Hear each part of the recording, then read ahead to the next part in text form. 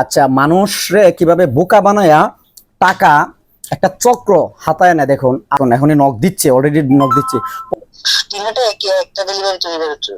আচ্ছা 300 টাকা, আচ্ছা 300 টাকা, 300 টাকা হইলে আচ্ছা, মানুষরে কিভাবে বোকা বানায়া টাকা একটা চক্র হাতায় না দেখুন। আমাদের থেকে 3টা পাঞ্জাবি একটা লোক, একটা ব্যক্তি কিনছে, অনলাইনে অর্ডার করছে। তো অর্ডার করলে অনলাইনে 3টা পাঞ্জাবির আমাদের দাম আসছে হলো 3 × 1194 টাকা।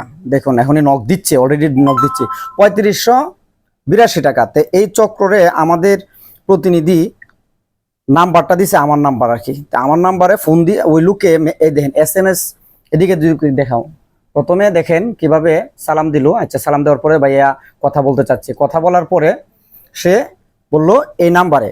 তা আমারে বলতেছে যে ভাইয়া আমি আপনাকে একটু বাড়তি টাকা পাঠাচ্ছি, আপনি টাকাটা আমাকে রকেট বা নগদে আপনার টাকাটা পাঠাইতে পারবেন? একটু ক্যাশ টাকা আপনি পাঠিয়ে দিবেন, আমি আপনাকে বিকাশে পাঠিয়ে দিচ্ছি। আমি অন্য জায়গায় একটা প্রোডাক্ট কিনছি, বাসার ভিতরে বের হইতে পারতেছি না। আমি বললাম যে ঠিক আছে পাঠিয়ে দেন। তো দেখেন সে আমাকে টাকা পাঠিয়ে দিছে অলরেডি 13,000। মেসেজটা যদি দেখাই, 13,820 টাকা। হ্যাঁ, বাকি টাকাটা আর আমাদের বিল আসছে 3582 টাকা। যদি আমাদের টাকাটা মাইনাস করি তাহলে বাকি টাকাটা তাকে দিয়ে দিতে হয় আর কি। তাড়াতাড়ি আমার ফোন দিচ্ছে, তাই আমি বলছি অফিসে যাইয়া আমি কল দিচ্ছি। সুতরাং যাতে মানুষ প্রতারিত না হয়, দেখেন আমার যে টাকাটা সে পাঠাইছে একটা নাম্বারে মেসেজ আসছে জাস্ট। একটা মানুষ কিন্তু হঠাৎ করে এতগুলো টাকা আইসা পড়ছে, বিকাশে পাঠাইছে না কিসে পাঠাইছে, সে কিন্তু যা ক্যাশ টাকাটা পাঠাই দিল। আমার এই আমি যে কথা বলতেছি, আমি তো মানে একটা খেয়ে গেলাম যে কিরে এতগুলো টাকা এনে কেন পাঠাচ্ছে। এখন আমি তাকে কল দিচ্ছি, দেখুন।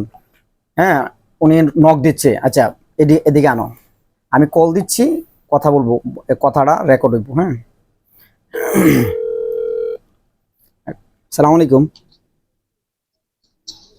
হ্যাঁ, সালাম আলাইকুম ভাইয়া, এই যে অফিসে আসছি মাত্র, বুঝছেন?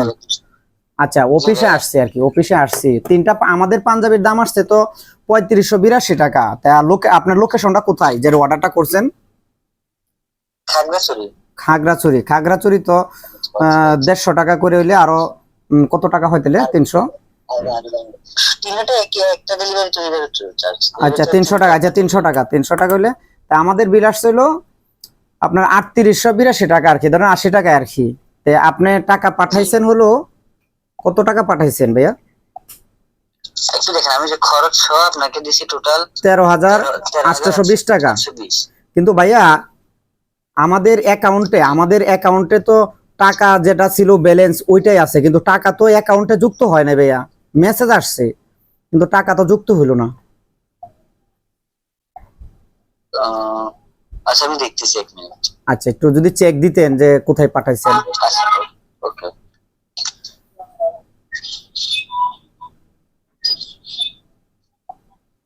আমি কি লাইনে থাকবো ভাইয়া?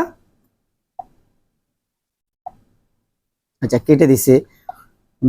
এদিকে পাঠাও। দেখেন আমাদের আমাদের ব্যালেন্স আছে হলো বিকাশ, এটা কিন্তু এই যে বিকাশের থেকে মেসেজ আসছে, বিকাশ তো লেখাই থাকবে বিকাশ থেকে আসলে। হ্যাঁ, এটা হলো আমাদের অ্যাকাউন্টে টাকা আছে 77 টাকা 97 পয়সা আছে, যাই হোক। কিন্তু সে আলাদা একটা নাম্বারে পাঠাইছে। আচ্ছা, এখন সে চেক করতেছে।